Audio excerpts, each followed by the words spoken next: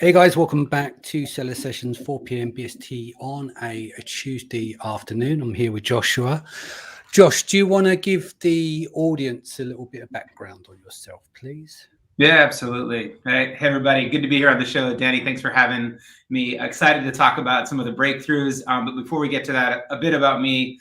Been in Google Analytics, Google Analytics geek way back in the day, and kind of worked with the Fortune 5000. Really got my chops in data, and we realized there was a lot of help that could be had in the e-commerce world. So my co-founder and I, Brandon, we built Amped. And Amped is to help from a data-centric starting point, you be able to reach and amplify your message to all of your customers and get them to come in and be happy customers and repeat customers even. So a lot more of what we've done with that, but that's kind of the short history. Been in Google data e-commerce for the last 10 years and excited Can you also talk a little bit about that in terms of working on the Google team? Obviously, people are interested in that. Yeah, that's where you basically cut your teeth with a lot of the stuff that you're doing now. that's and right. That's how you know so much about the integrations and nuances with attribution and stuff. So what was it like working at Google? Was you in Silicon Valley or? Yeah, no, we were in Seattle, still in Seattle. And just to clarify, we were Google's #1 kind of boutique, if you will, but high-end agency. So we you were a partner, so you're an official partner, yeah. Official partner, but we literally trained Google employees. We knew Google Analytics better than they knew it. So that's where we learned about all of the integrations and the power of doing it the right way. And I would say that there probably isn't another company out there that has deep integrations as we do. But more importantly, I learned a lot about the API, how to structure your data properly and make sure you're getting the correct information to make right decisions. Cool. So let's quickly go over, let's talk about some of the problems that we do face with people that are using attributions. So the key thing is if you send in external Google traffic, I mean, you can fudge it, but it's quite problematic to get out the data that you want in order to tie an existing keyword that is used in your Google campaigns with a sale on Amazon. Should we just run through that quickly?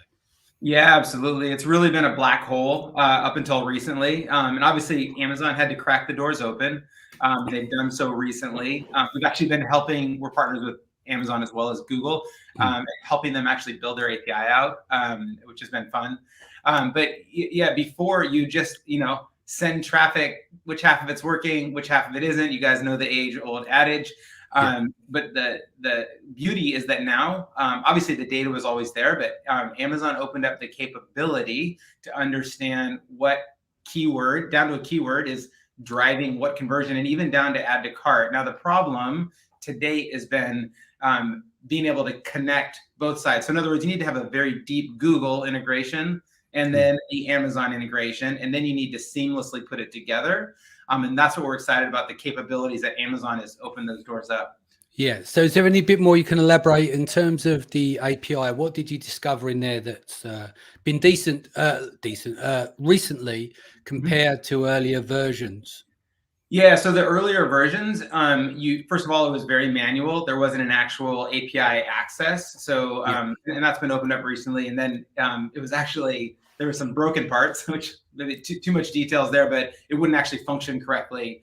Now what's been able, what Amazon has opened up, and companies like us, and in fact, we're one of only 4 companies that have the access, is the ability to automate. So in other words, you click one button, and now Amazon applies attribution across every parent and child ASIN. So you don't need to manually do it. And frankly, what you did before, Danny, to your point, it would be inaccurate. The tracking would be inaccurate. So again, you're still in that same black hole, what's working, what's not. It needs to be accurate for you to double down or to correct. And that's now been established.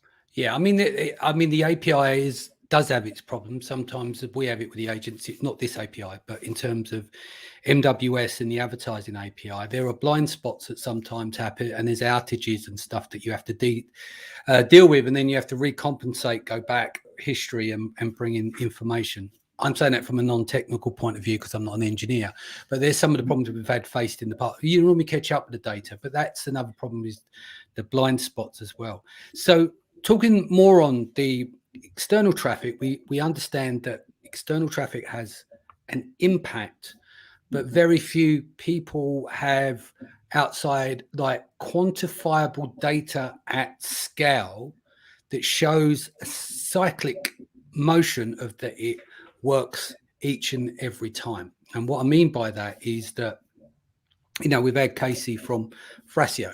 Thrasio's got over 100 brands, and they do a shit ton of sending Google traffic. And obviously what he calls it, I think he calls it the overflow effect. Like, so you get that effect from the external versus the internal traffic, which is quite funny because I was speaking to someone the other day, and he corrected me on the point. He said, it's all external traffic.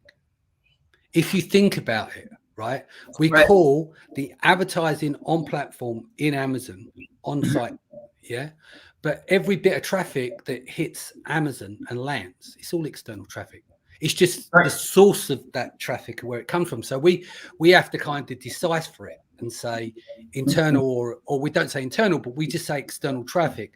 And generally the meaning behind external traffic is when Amazon, whoever is sending Google traffic or Facebook for what's it called, unboxings, and not Facebook, YouTube, but also Facebook traffic as well. And it's quite interesting that the way that you look at it and recalibrate in your mind and how you think about it is all external traffic. They're just signals from different platforms that show greater intensity and intent than one from another. So if you think about Facebook, think of it as billboards, right? It's disruptive advertising.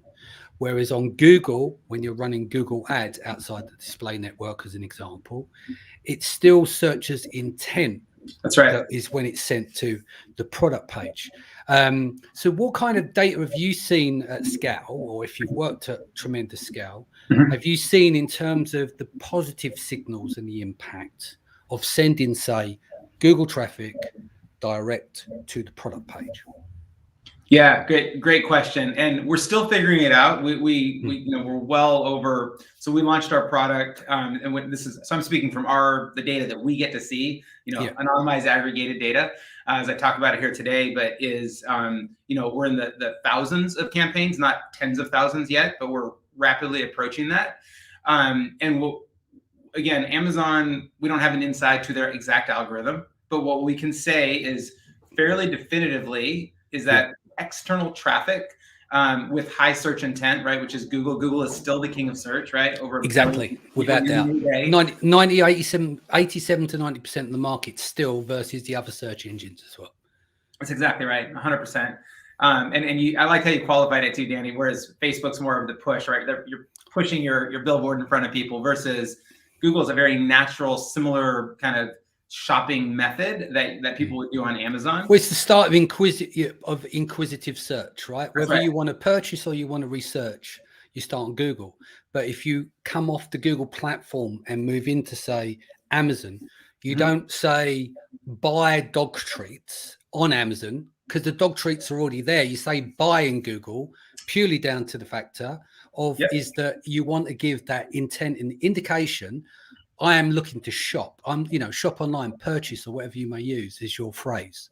Or best, or cheapest, or fast. Yeah, exactly. But we know what happens when you write best. You end up getting these scammy affiliate sites, and what they end up doing is they put all these comparable products in. They get the rank juice for it, get it to the top, and then they sell the number one position. They switch out the part of the article, and they put whoever, you know, will pay the most money, or it's going to be their own product as number one.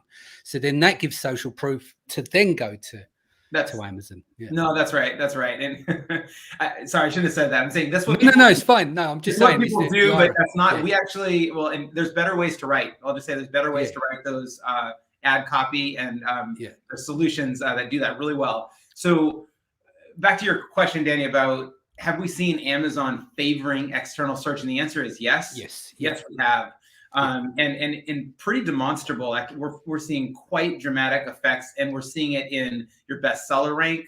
We're seeing it in organic. So like the search terms that they search for on Google, and we have some special sauce we can talk about later that actually helps that within the Amazon. So Amazon pairs the search intent from Google which all these, hundreds of millions of people are searching to your store. And then when people start on Amazon, all of a sudden you're going to be ranked higher there. You're not going to have to, it'll be an organic, not a sponsored ad click. So that we had the short answer to your question is we've definitely seen it. Exactly how the ratio and the algorithm works, we don't know. But I mean, just to put a icing on the cake, everyone knows that Amazon has their brand referral bonus now, and opened up the attribution so you can see the traffic all the way through down to add to cart and which keyword is adding to cart and causing the conversion. They're also giving you, I think right now this is limited to US sellers, but 10% back on every sale. Basically pays for the advertising, right? So I guess that's one area over here where Amazon's showing their colors, and the other is in their algorithms of saying like, not only are we giving you money back, but we're also going to increase, favor external traffic coming in in the Amazon A9, A10 algorithms. Yeah. Okay, so where we are now, let's quickly talk about, because you brought up the point and some of you said secret sauce and stuff. I think it'd be a good time to talk about some of the metrics that you do have in the software, because it just aids people to listen to the podcast and stuff and what the difference is. Because one of the things that we do know is that even if you're fudging attribution and extending external traffic and surfacing the keywords that do convert and tie them back, like you said, there's gaps in the data.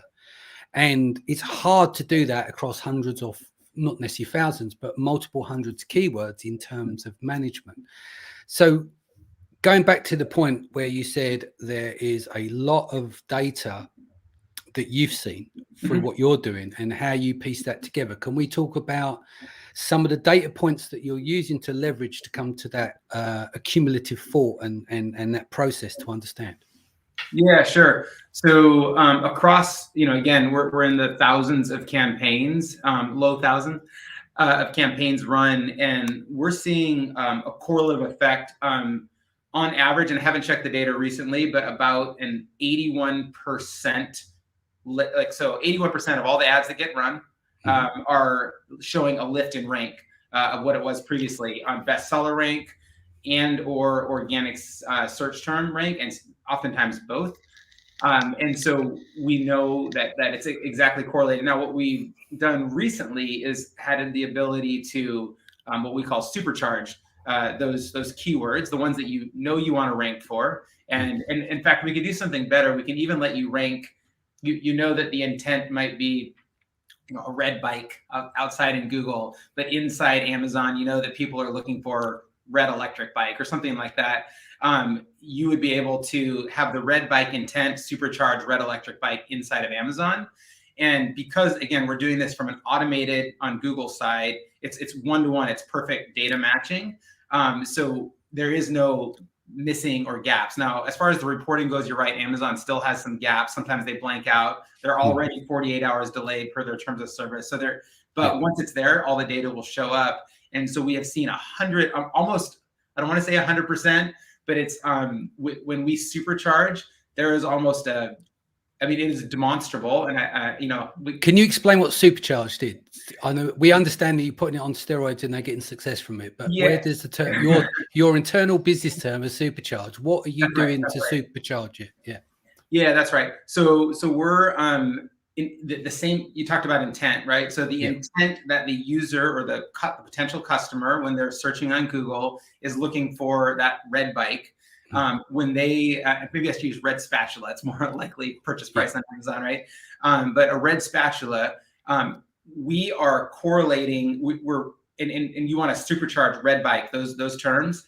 You click supercharge on those terms in our dashboard interface, and then we recreate that ad so that when that person goes to the next customers that click on that ad, go to Amazon, we recreate that intent in Amazon. So Amazon sees that, ties the two together, that when people go to your store product looking for red spatula here, red spatula should be, is favored.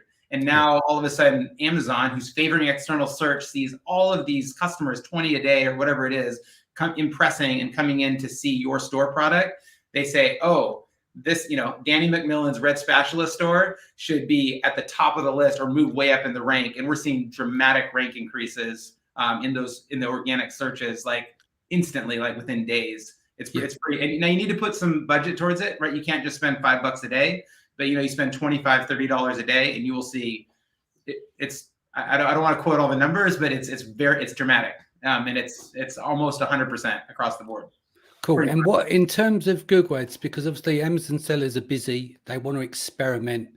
With our, compared to, I say this all the time, like I see sponsored ads on Amazon and the various different ad types. It's a bit more like Fisher Price in comparison to Google Ads, because that's far more complex. Some people have said you'll get your pilot's license quicker than you will when you get, and obviously they're always refreshing the dashboard quite often, so they're making a lot of navigational changes and stuff. How does that impact on sellers who have got their on Amazon advertising nailed, but don't use Google Ads and haven't, and that learning curve? How are you able to reduce that?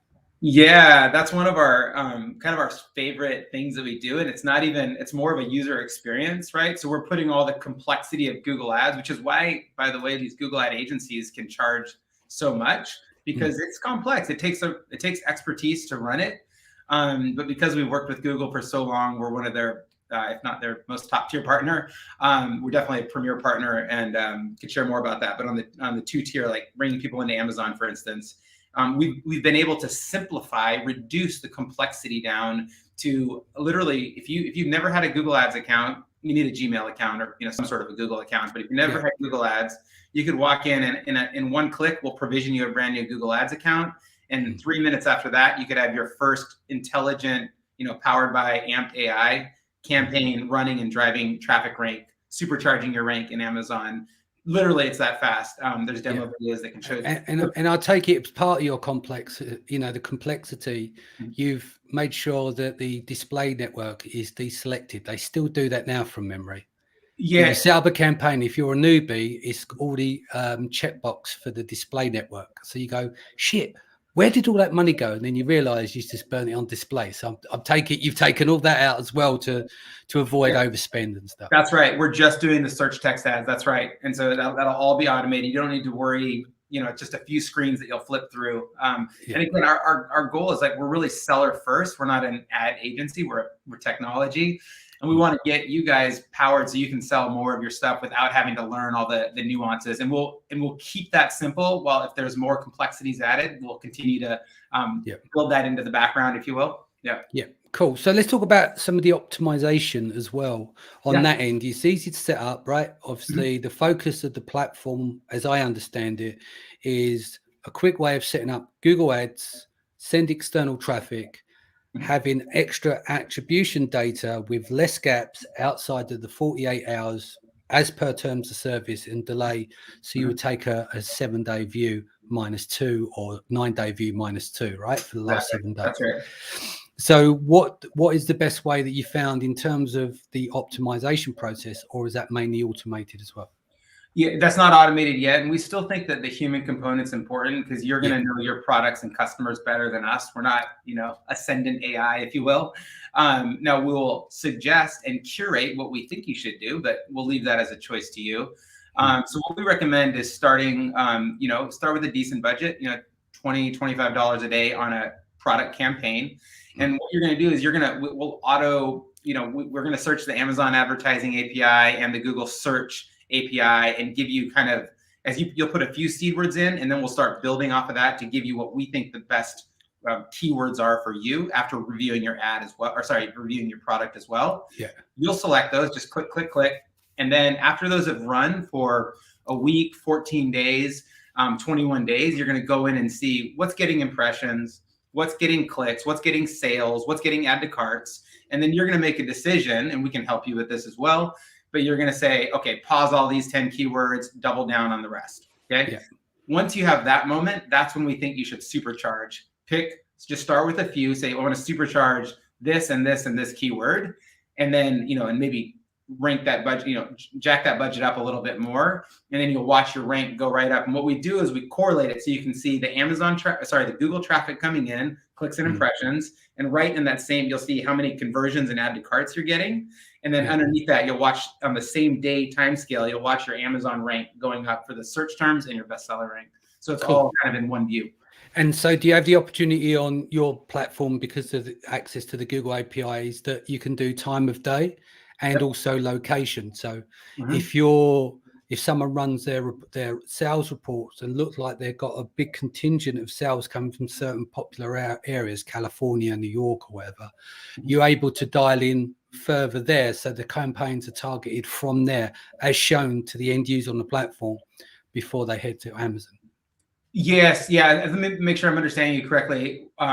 You're saying, well, two things. So you got locational based, right? Geography based. So you on Google, you can drop it on a sixpence. You can decide a 1 mile circumference in New York as an example, right? Sure. So with sellers that are dialing in, let's just say they run, they got their business reports, run their sales reports, and they're looking at the cities where most of their sales are coming from, and they want to either ramp up in those cities, right, or they're using it for like geolocation in terms of geo ranking as well. I'm not sure if Dan's talked to you about that before. Yeah. We're familiar with geolocate. Yeah, geo rank. Yeah. So and because we came from Google Ads, like just straight direct to consumer, we did that a lot before. Actually, that's on our enterprise platform. But so right now we're relying on some of Google's click maximization on the back end. Now, if you want to go into Google and get more geo-specific because you know what's happening in your business, because we do have that attribution now, you can do that.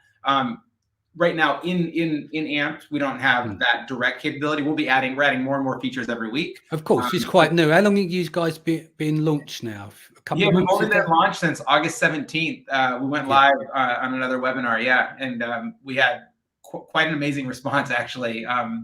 It was really fun. We're excited to bring this out. Well, one of the main reasons is PPC. I run a PPC agency. I've always shot straight with people. Is effectively it's going up year on year. You can see it cost per clicks across all the different categories and stuff like that. So it's getting more and more expensive, and it's getting tougher and tougher for people to compete advertising on platform. So everyone's looking at new ways in terms of driving external traffic, even though it's further up the funnel because it's coming from Google rather than on platform. They're still looking for those edges, That's right. And Amazon arbitrages, right? I think everyone probably gets this at an intuitive level, but we've seen it at scale where Amazon will come in and buy a click for 13 cents on Amazon, like iPhone case, right? And then resell that click on Amazon, effectively resell that for like 98 cents, or now it's like $1.50 or whatever the cost is. But the price is still cheap on Amazon. Now there is going to be some competition with Amazon because they're still going to try and get their own clicks, but they'd rather have, all of their sellers drive that traffic in than them, and they don't have to spend it, and they're still getting that internal traffic, but it's benefiting you directly because they want to benefit the seller. And Amazon is never going to be able to match your specific understanding of your customer base to your product. They'll do it in mass, right? iPhone cases or whatnot, but you will be able to talk about, the shock-proof, non-slip, whatever it is that's your special sauce, and create that Amazon ad that drives right to it. So you can actually kind of beat them at their own game because you know your customer and your product, and we help you do that. And one last quick thing I wanted to say too is, or not last thing, but you had mentioned, other folks out there that kind of create to fake this attribution. Because of our deep integration with Google Ads, and this is key, whether you use Amped or go another way, make sure you're actually getting the click through from Google Ads in that attribution, because Amazon cares that it's a real click and not a faked click in when you're showing that intent. Really makes a difference. I say that a little bit because I think we're the only software that does that, but also you can do it manually. It's incredibly, almost impossible. Tedious. It's tedious. Yeah. It's incredibly tedious to do, and it still wouldn't be accurate. But that's a key piece in our kind of secret sauce, if you will. It's just white hat. It's real. Yeah. Yeah. Is there anything we haven't kind of covered here? Yeah. I just think if I had to kind of an overarching message, just, aside from the Amped platform, be confident investing in external traffic. Amazon has opened the doors and the floodgates, and I mean, I think it's here to stay for the long run, but it's for sure, a year, 2 years, it's confidently you can invest. And now you're able to get, the keyword level data, the ACoS data, right? You actually know how much the cost of advertising is down to add to cart and conversion. Now you can scale, you can literally scale external traffic, and you're going to get paid by Amazon at the same time for the US sellers. I think they'll expand that soon, by the way. So UK sellers and everyone else, fear not. But for now, US sellers, and it can be optimized. You really actually know which keywords are converting, which ones you should spend money on. So you can actually, I kind of call it a crude analogy of a laser accurate Gatling gun is kind of what we've created here. So, I mean, it's time right now. It's really a blue ocean. I'd encourage everyone to give it a go.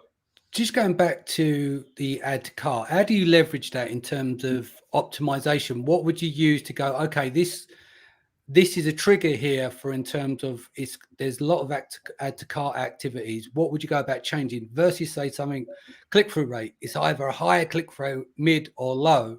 And you'll know the answers are quite binary. There's very few things that you would do to maximize on that. If you've got a high click-through rate, sure, there's something right that's going, but if you haven't got a sale, then obviously you want to know why it's got a high click-through rate. Is people looking, but they're not buying, but why? So you can study for that. If it's a low click-through rate, you know that it's going to be performing poor and people are not showing the interest. Is it the price? Is it images? Is something that will be putting things off? But what do you do to leverage when you see, right, this has got a very low ratio of add to carts versus very high? Yeah, and there's so many factors going on there, right? Exactly, that's what I'm saying. I know there's going to be you could answer that a dozen ways. Yeah, I mean, so one thing that's a positive is it's well-known fact, add to carts are going to increase that organic search term rank as well as your bestseller rank. So that's, even that is worth it. And then they usually, I mean, some people use it like my wife does, which is it's just like the shopping list that just goes like hundreds long. But other times they'll usually buy it within 14 days, which you'll get that conversion with Amazon's algo.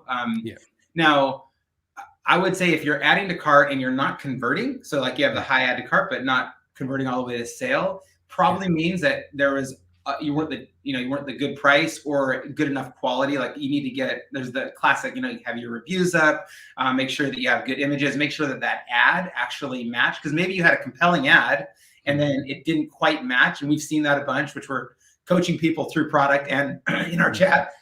But you need to have an accurate ad that really tells what's in your product, because people want that. By the way, Google is going to continue to favor that, and you're going to get better click prices if you do that as well. But they're seeing a better priced item or something with more reviews. That would be the, I mean, there's lots of ways to slice that, because this is really seller dependent. And do you do anything with quality score in terms of Google? With a good click-through rate, that has impact on the Google's algorithm for the quality score in AdWords. Yeah, and we help you write good quality ads. We're very mindful. We track quality score as well. We'll make sure that you're doing good quality ads. So yeah, that does make a difference. But once they're added to cart, I think that's more of an Amazon seller issue of why didn't they convert all the way through?